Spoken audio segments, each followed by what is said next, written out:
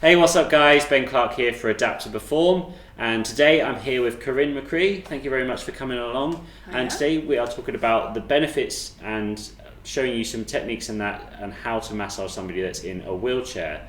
Now the reason I brought Corinne along is because I've seen her on Instagram massaging some people that were sat down. I thought there's a great link there between my knowledge as a wheelchair user and your knowledge as massage, and we can combine them together and hopefully we can help some people out there. Now the idea behind this video was sort of two-prong approach. One, to help give people maybe who are wheelchair users the confidence and to show them what a massage can do to help them. And the other side of it was someone who's in the massage trade and they can sort of see some things that they can be a bit more confident if someone comes to them who's a wheelchair user and they was thinking maybe I need a little bit more information or just some guidance going into it, then they can get the information there too. So hopefully we'll cover those points today. So thank you very much for coming along. That's a pleasure. Do you want to talk a little bit about your background briefly and then what you do?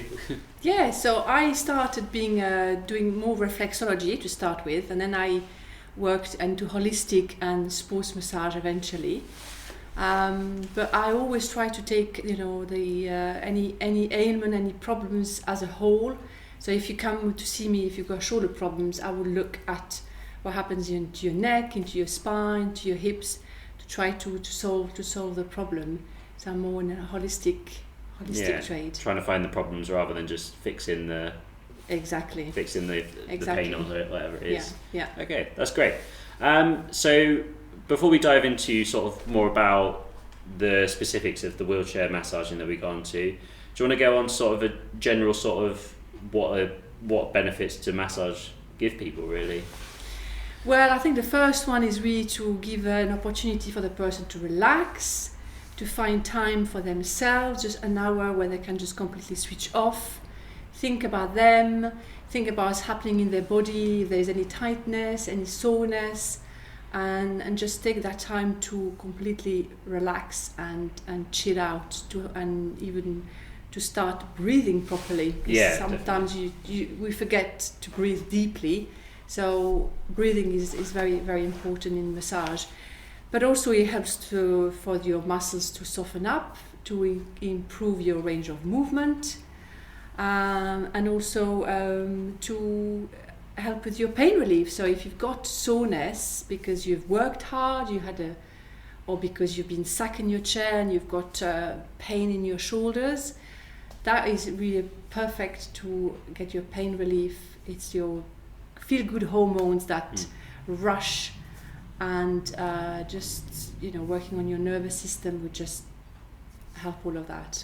That's fantastic. Yeah, I personally have had massages regularly over the years and irregularly, but I definitely feel a lot better in myself, even just mentally feel a lot better in myself after a massage. It really helps you set yourself up properly. Yeah, and mental health is very important in the massage as well. Definitely, this is very, very important. When you're referred by a doctor to go for a massage, they only think about the physical side of it, but it has a massive impact on your mental health, because you just allow time for yourself, and it just empowers you. So it's a very positive effect on your mental health. Yeah, it's really great. I personally love massage. Yeah, who doesn't? Yes. Yeah. Well, it's not for everyone. Yeah, but I assume majority of people enjoy a good massage. So we went through some massages, and we'll be showing you sort of the techniques and that we were doing a little bit earlier on. And so let's start with what we did start with. If someone, say, came to you as a massage therapist and they weren't very confident, or you approached them, maybe it's a friend who happens to be in a wheelchair or something, we went through the stage first with t-shirt on and it's sitting in the wheelchair, because not everybody who's in a wheelchair might not be able to get onto a bench, so it might be something that's outside of your comfort zone. So with the massaging in the chair, what sort of things, and like we start with the t-shirt on as we did. Yeah. What sort of things did you have to adapt there? Well, I think if someone never had a massage, keeping the clothes on is perfect, and you can achieve a lot just by being sat with your clothes on, And as I said earlier, just using the breathing, just helping the person to breathe, to settle down, whatever is sat or lying down is one thing. And then you can just use friction around your shoulders, around the base of your neck, and then you can go a little bit deeper using your hands, your fingers to go along your spine.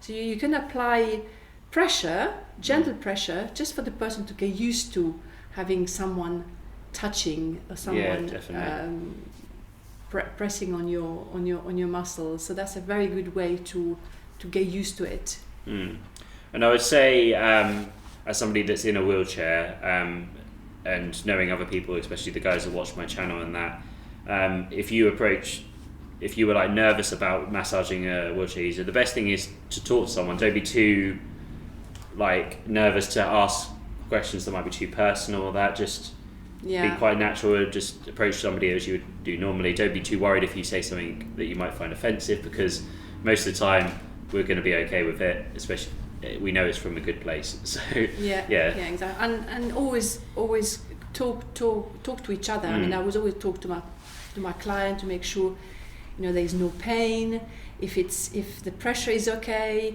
and just chat to make sure that at the end of the day it has to be something that you feel good about it. So communication is very important. I think that's just, probably even more important for the person being massaged if they're disabled, if they're communicating back, because the body can be different, like there's different sensations, different abilities, so being able to communicate that across helps the masseurs to do their job better.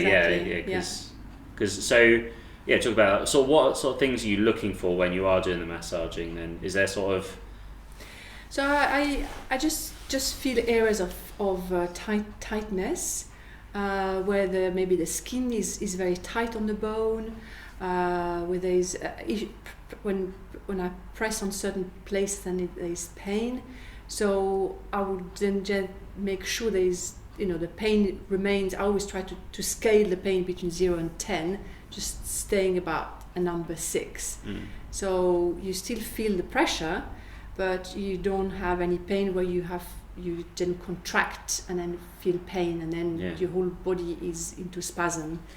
So I just try to feel this, and then just eventually with using the different techniques, petrissage, friction, or whatever I'm using it, then gently the muscle will soften up, the range of movement will improve, and the client should tell you that as well. Yeah, definitely. So always keep in touch and then judge what's happening. Yeah, because we did a little experiment during it almost, where we had my hand and we got the range of motion and we saw what it was before and then after, to see sort of where it can help and that. So, which was great, because over time, if you've got paralysed hands like myself, or maybe the legs, you can see that range of motion goes low, and then the quality of the muscle and the tendons reduces because of that. So what sort of things were you when we were talking about the arm there, what were we sort of trying to think about while you were massaging that area? Just trying to lengthen the muscles and connecting the hands with the arm, that you feel there is all that connection, and then relaxing eventually with all the repetitive movement. And eventually the muscles and the tendon will soften up. But you in one session you improve a little, but over time it will just increase. But it's eventually you feel yourself, your muscle release and your tendon release at the same time. I definitely felt that, but I felt like my arm was about a foot longer. Absolutely, a lot lighter as well. So even that in itself, like just being able to feel a lot lighter in yourself is a great feeling. And you improve your circulation, so you feel the blood flow rushing, you feel more connected, because you obviously in a wheelchair you're using more your upper body, so your upper body will be more tight. And then you've got pain in different areas, so massage will just help you to have that blood flow and that sensation of general well-being, which hopefully Yeah, it's nice. Yeah, and it feels nice. Yeah. So moving on, after we did the forearms as well as with the t-shirt, we moved on to having the t-shirt off. You introduced some oils into it. So what sort of benefits does the oils bring that you might not get necessarily without, with the clothes on? Well, number one is good for your skin, and it's a good way to hydrate your skin. But not only that, I can then apply a bit more pressure with the gliding of the oil, like it gives me, and connecting one part to the other, the neck into the shoulder with the oil, you can have that easier. Yeah, and the power of touch as well, isn't it? Obviously, you are directly on the skin, and you can't not remember the power touch is powerful as it is. So. Because you were saying when we were doing the massage and the connecting between the muscles as well, like thinking of it as like not just you're focusing on one area, you focus on the areas around it. What sort of thing are you sort of thinking about there? Is that to get again with the lengthening sort of side of it, or? It's the lengthening, but there's also the well-being, that you feel that your arm is not working on its own. Your arm is working with your shoulder as well. Then your back, because you move your shoulder, you're going to use your muscles of your back, so you feel all that connection, and it makes you become more aware of the muscle that I used, and you become more aware of your tension is, and how you can handle this tension, and how you can prevent this tension to build up eventually. That's another great thing with talking to your massage therapist, is that you can learn stuff like this as you're doing it, and if you have that open communication, then you can learn more about your body and how it works. And exactly. That open communication is great, especially for someone that's in a wheelchair, and we have to be quite conscious of the way we move, because if we have an injury, say in our shoulders, we're kind of buggered. Exactly. So injury prevention massage obviously is incredibly good. But what I would say is, before you decide to go for a massage, always make sure with your doctor, your consultant, that is something that is beneficial for you. Yeah, definitely.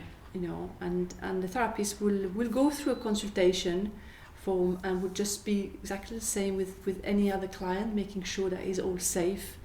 And all properly done. So, but be open with your therapist. Make sure to tell that person all your health issues, or the medication that will make the massage safe for you to have. The relationship you have with the therapist is very key. I always say, if you're not happy with your therapist, it's okay to change. Absolutely. And it might not be because you hate them, it might just you feel just slightly uneasy. It's like you're meant to feel relaxed. Absolutely. Luckily with Corinne, I already knew her pre her coming today, so we already had some, you had an understanding of me slightly, and I already knew you, so that obviously helps the situation along. Definitely. And then you may not know anybody, but just go through some massage federation, some reputable massage federation, and there's always a list in your area, and then pick up the phone and have a chat with that person, or even meet up with that person. And I will completely understand that someone wants to meet up with me first to make sure they are making the right decision. Yeah, definitely. So chat, be open, and have that communication. Yeah, that's really good. Absolutely. So we moved then onto the table or the bench. I don't know what the couch. The couch. Massage couch. So with that, obviously you were saying that that's sort of where most massage therapists work. So that's sort of more in their wheelhouse, like what they would be used to as such. In that area, we were going into some areas here, and you obviously could apply a bit more pressure, and we especially got into the rear deltoids as well, and we found some there, which was surprising for myself. I didn't realise that area would be tighter. What sort of things can you do there to help somebody that's in a wheelchair? Especially like we did the pecs that were tight on one side. So what sort of things are you doing there? Well, being on the couch will allow then the therapist to I was able to move your arm in different directions to see the range of motion, and then allow the muscles to go in different range of motion. So I could feel where the tightness was, and then work more precisely where I needed to work. So that's the advantage of being on a couch. But you know, you could raise it. Some you go to some massage places and you've got hydraulic benches, so there's no problem for that. We managed to have it low, so I just have to adapt my posture so I protect my back. And having the headrest means that you can have your neck really nicely in line with your spine, so you're all good there. So I managed to work more on the different areas of your shoulders, and using the movement of your shoulders to work a bit more in depth. Like the deltoid we found, and the pecs. Yeah, because obviously the shoulders don't just stay in one position and they move around over the place. So. Yeah, shoulders very intricate. Yes. So definitely a great way to work and improve the range of movement. Yeah. Say if someone can get onto the couch, is there a way you can sort of do that in the chair, or is that something that's a possibility, or is it a bit more? Yeah, we could, because when I worked on your arm, I had your arms actually set on the couch, didn't I? So nothing would stop me from using you from the couch and then moving it a little bit. I wouldn't be able to work so much on your lats or under your scapula, but we can, you just experiment. Different ways to work around it. There's definitely ways that you can adapt these things, which is good, which we want. That's why this channel's called Adapt to Perform. Exactly. So, and the therapist should also try to be creative and just say, okay, what we've got, even if there's no couch, it has to be the floor, let's use the floor. And there's a lot of things that you can adjust, because the techniques will be the same. We just have to adjust the ways to do it. Don't be too scared about going outside of what you're comfortable with. Definitely. That's good. So when we moved on to the lower legs, we were talking a little bit before we started here about potential things like pressure sores on skin.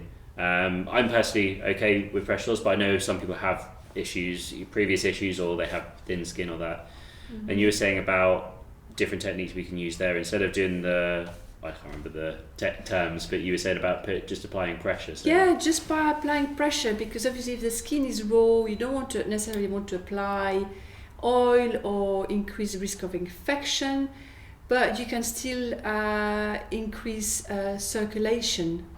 So by just pressing and releasing, shaking movements, all of this will just increase blood circulation, again waking up your nervous system. So even if it's an area that you can go directly on the skin, don't forget about this area. You can just use different ways, non-invasive, but still to make you connected again. That you don't just have shoulders, you also have a lower body, and that needs to be addressed. Yeah, definitely. So so with that, what you saying about like the benefits of the pressure and that, and we were doing some rocking as well. The rocking, yeah. So what sort of thing was? So the rocking is so you had a spasm when we were working on your legs, but the rocking just helps to calm down the nervous system. The same way when I lifted your leg as well. So again with the rocking, and the breathing, and the rocking to help relax the parasympathetic nervous system. That's it. Well done. Got my terms. So that's all techniques that can be used. But again, it might be working. The breathing might be working better for you than with someone else. The rocking might be working better. You just have to adjust and see how things go. But that's the principle. That's good.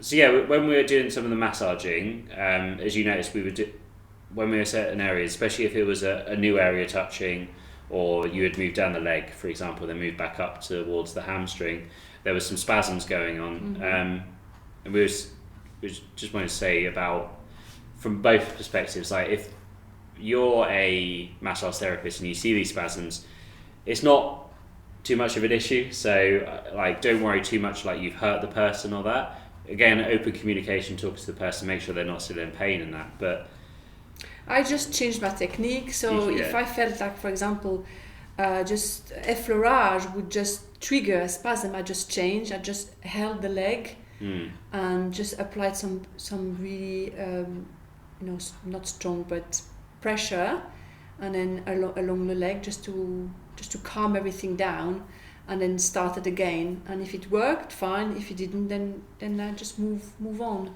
Yeah. Because sometimes your nervous system is just more hyped up, and that's okay. That's no problem. Just have to adjust and adapt. Yeah, and that's what we're saying with the breathing as well. It helps. Yeah. I definitely noticed it when I started doing the deep breathing. I could feel the leg relaxing and that, so that was really good. Yeah. A very good technique to use in all sorts of situations. Yeah. Really helpful. So we were talking about as well about how my calf got really tight, because it was interesting that you said there wasn't really any muscle tightness in my legs at all, which I just assumed there would be muscle tightness in my legs because they don't get used as such. But what was your observations there? The hamstrings were fine, but yes, the calves had difficulty to relax, and that's probably where because of the spasm, that's where the muscle will just get tight. So they would definitely benefit from a massage in the sense they get more blood flow, and the muscle will just become more softer and pliable. But again, just be careful, just go slowly, and be in great communication with the person you're massaging. Yeah. We were saying as well about how just because these areas are areas that you might not necessarily feel, there's still benefits in having the massage. It's not just to feel nice. There's you're saying the benefits there. Well, you want to keep the muscle nice and supple. You want the muscle to feel healthy. Yeah. Even if you haven't got the sensation. So by lengthening and by different friction, we'll keep that muscle well and healthy. Yeah, definitely. Very important. That's excellent. And at the end of the day, it did feel really nice, which made me feel good in myself. So excellent. Well, yes, it's just again the mental and the physical you just can't separate them. So no, they're very much if linked. You feel good, then you want to exercise more. You feeling better in yourself. Your body feels more relaxed. Your muscle will feel more relaxed as a result. So yeah. Excellent. Brilliant. Well, thank you so much for coming along today to help me with that. It was really great, and learning from you as well. I always love to learn a little bit more. Yeah, learn from you as well. Yeah, so never ending. If you did like that video and you want to see more, Corinne, where can they find you? Find you on Instagram? Yes, find me on Instagram. I will put the links. So put the link and follow me. That would be great. Thank you. And if you're in the pool area and you want to book Corinne for a massage, I'll put down. Get in touch. All that stuff as well. But thank you very much for watching, guys. If you did like that video, make sure you hit the thumbs up button. If you've got any questions for me or Corinne, I can pass them on. That's not a problem. Leave a comment down below in that section, and be sure to subscribe if you haven't already. Thank you very much for watching. Thank you again, Corinne. Thank you, Ben. I'll see you next time.